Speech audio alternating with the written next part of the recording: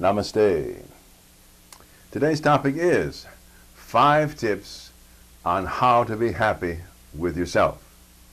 I write and speak a lot about finding the meaning of your life, but I would also like to pass along some ways that are not necessarily spiritual in nature, having to do with your everyday happiness and your day-by-day search for meaning. Here are 5 tips that may help you in your practical life to be happy with yourself. When you're happy with yourself, the world seems so much brighter and more generous. Number 1, don't procrastinate. One of the strongest killers of well-being is to put off doing what needs done. Sometimes these needs doing things pile up so high that the climb looks impossible. Do what needs done as quickly as possible. Try not to let undone things get ahead of you. You'll feel happier. If you are a list maker, then by all means make lists where you can check off accomplished tasks or events. If you are not a list maker, you may wish to develop a chart wherein you keep track of your accomplishments. Keeping account in some such manner will help you keep from dragging your feet. Number 2, finish what you start. This follows right behind procrastination as a happiness killer.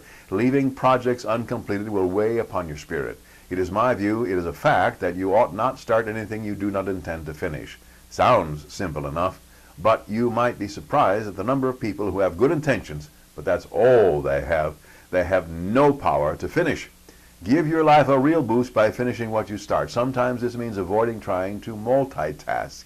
I know, multitasking is the information age's way of dealing effectively with the present world. But sometimes doing multiple things at the same time only gets one tangled up in one's own process. Beware. Decide what is most important and get that done as soon as possible. Number 3, invest in your relationships. The time and effort it takes to help any relationship thrive is time and effort very well spent. It's true that some folks believe they ought not to have to invest in relationships, so it feels like you end up doing all the work yourself. That way may well be. You have to decide if you want to keep the relationship. If you do, then you need to do all you can to keep it thriving, even if the other person is not willing to put the effort forth. It took me some years to realize that some in my family were just not going to keep up their ends of our relationships. They would not correspond in return to my missives, for example. If you want to keep in touch, you might have to be the constant initiator. If you want to keep in contact, you may need to be the instigator. Number 4, maintain your linkage to the divine. This is a relationship too. And although the divine, in my view, is always making the effort to remain in relationship with you, it may not often feel like it. Remember, the Tao Te Ching says the greatest love seems indifferent because it is so quiet.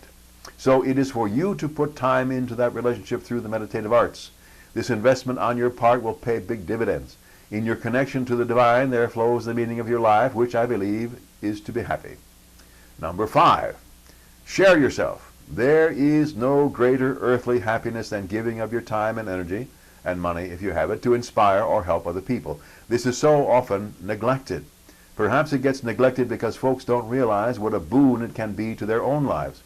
Or perhaps it gets neglected because people think it is somehow perverse to share themselves with others to build their own happiness foundation. There is no perversity here whatsoever. To share yourself with others helps your world. Making the world a better place will return to you significant benefactions.